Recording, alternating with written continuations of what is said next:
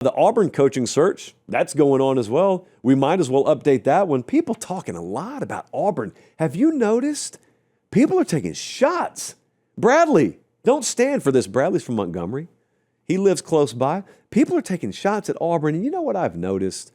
I've noticed that the further away people are about Auburn, the more likely they are to take shots at Auburn. And these people have not the slightest clue what Auburn is.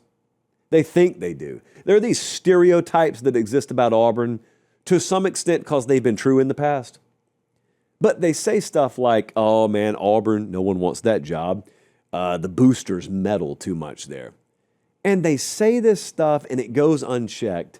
And so I'd like to check it. I'd love to get some people, if they want to call in live. We don't have that capability, but if I could have them, if I could have some of the national media types or, people just with column space to fill, so they got to write something and they take shots at Auburn. All the boosters are meddling down there too much. Which ones? Name them. What are they doing specifically right now? Like if I'm a candidate for the Auburn job, you're telling me I don't want this job because the boosters are meddling. Which ones? What are they doing? Specifics. Please give me specifics. So what's that? You don't have any. And I know a lot of you sent me the clip from Next Round the other day where Clack goes on there and he was talking about the quality of the Auburn job. I got so many people that sent me this clip. So he said, basically, I'm paraphrasing because I hate when people do this to me. So I'm paraphrasing, but essentially his message was the expectations at Auburn amongst Auburn fans are probably a little too high as it relates to the hire they're going to be able to make. And you can't be a great job if you aren't even the best job in your own state. Those were his sentiments. And the logic there I really disagree with because I'm watching what Mike Elko's doing at Texas A&M right now. And I'm thinking to myself, did Texas A&M ever waste a second wondering whether their job was better than Texas? Or did they just block out all the noise and say, screw every one of you, here's what we are, here's how good we think we can be, and here's who we're going to go get? That's exactly what Auburn should do right now. I hope that's exactly what they are doing right now. The barriers of yesterday are gone. There was a while there where if the Auburn job was open, the first words out of anyone's mouth were, boy, you're going to have to go in there and compete against Saban. No, you don't. This is the first hire they've made post-Saban. You don't have to go in there anymore and compete against him. And even if he was still there, the means to acquire talent today are different. They don't have a chokehold. Alabama doesn't have a death grip on recruiting over you like they used to. Kirby Smart's up the road at Georgia. Kirby Smart, relatively speaking, has his most vulnerable roster that he's had probably since his first year of being at Georgia. So these barriers that used to exist, and then this stigma, this cloud that floated over the Auburn job, forget that. They've got as good of an alignment situation right there, frankly, as they've had in a long time, maybe in my lifetime. So Auburn's a fine job. Auburn's like one of the best 15 jobs in the country. And if I'm a quality candidate, by the way, I'm not shying away from the other stuff. If you show me you've got alignment, I don't care what it was like there in 1993 or 2003, 2023. If I've got what I need now, if you can sell me on the fact that I got what I need there to win, and they do, then I'll take the job. That's it. And if that's not the way it's going, it's because the powers that be at Auburn have done a piss poor job of presenting their job properly.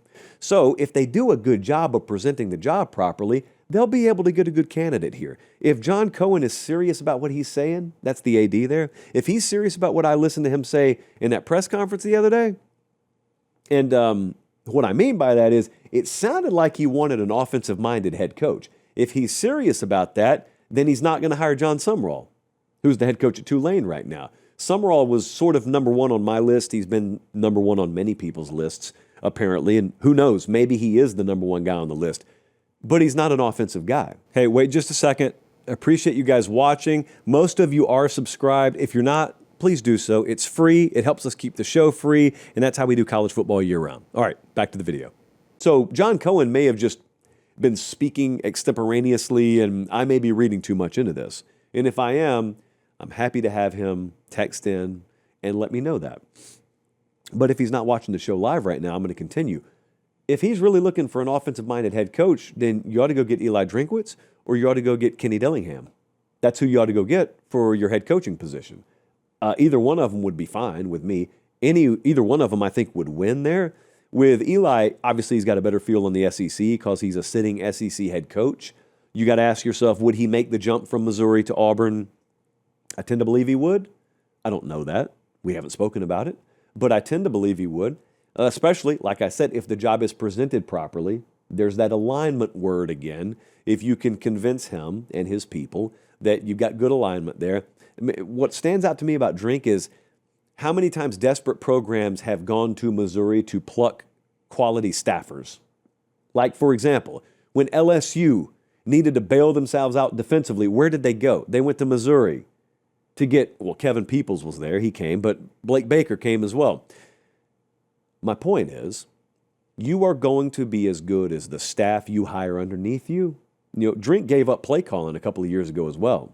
Some other folks are clinging to play calling. Billy Napier cost himself a job because he wouldn't let it go. Eli Drinkwitz has let it go, and they're fine. What kind of staff are you hiring there? Drink's been as good as anyone at hiring a very underrated staff with less resources to offer. They've been very good at punching up from a disadvantaged talent standpoint relative to the big boys. Got no doubt he'd win at Auburn. Kenny'd probably win at Auburn too. Kenny's been there before for 1 year. The thing about Kenny Dillingham, and I mention him because I know he's going to get a lot of traction, because I do think he's a really serious candidate for the job. So I know he's going to get a lot of traction. The thing about Kenny is he runs a different kind of program. That is not a bad thing. To me, it's a good thing, but it's a different thing. So if you are 68 years old and you're living in Smith Station down there, or you're living in Wetumpka and you're a lifelong Auburn Tiger, and you remember the way Pat Dye did it, and you remember the Bowden days, and you remember when Tommy Tuberville even came in there, but you just think about Auburn as being a certain kind of grovelly, hard-nosed, us against the world. Kenny can give you us against the world, but Kenny's also going to have basketball hoops in his team meeting room. So Kenny just does it a little different way. Now, I've sat in one of Kenny's team meetings before, and it goes from a circus to military real quick. Part of the stigma around him is, oh, it's just happy-go-lucky. No, it's really loose until it needs to be tight, and then they're all business. I'm not going immunity. I know what you guys want me to do. I'm not doing it.